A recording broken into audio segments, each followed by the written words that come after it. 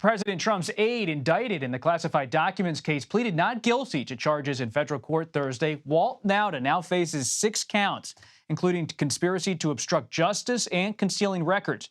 CBS News congressional correspondent Scott MacFarlane joins us now. Scott, thanks for being here. He finally found counsel in Florida. Walt Nauta, this valet, personal aide to former President Trump. Were you surprised by his decision to plead not guilty? Not at all. Just surprised it took this long. I mean, it took a whole month and we're just finally now out of the starting gates. I mean, this is the basic blocking and tackling of a criminal case. An indictment comes down, you arraign the defendant. It took 3 attempts to get Walt Nauta in front of a judge with the requisite local lawyer to enter his not guilty plea. What does that mean? It means we've already delayed a trial and a case that is just going to be ripe for many more delays to come. Just now, the federal judge in Florida has set a calendar of what's going to come next. There'll be a couple hearings this month, a couple pre-trial hearings. There'll be an actual call to talk about the schedule and the trial dates, August 8th, 1:45 p.m. Eastern Time. But the trial date on the calendar right now, Bob, this August 14th trial date, it's a flat-out mirage. Isn't going to happen. Jack Smith, the special counsel, is trying to push it back to December. That might be aspirational, too. This is going to come right down into the primary and caucus schedule next year.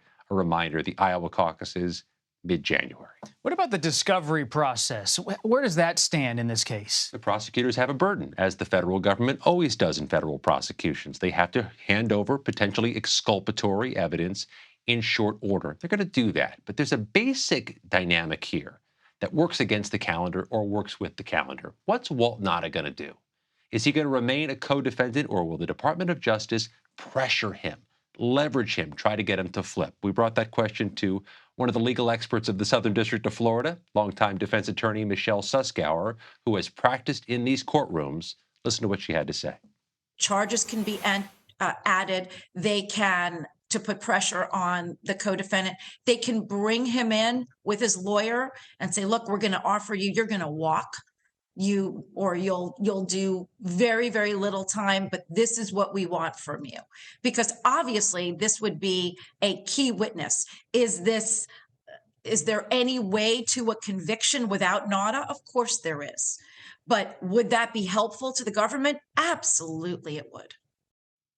It's worth noting, we've seen a lot of Donald Trump with Walt Nauta in recent days, out there campaigning, out there at events.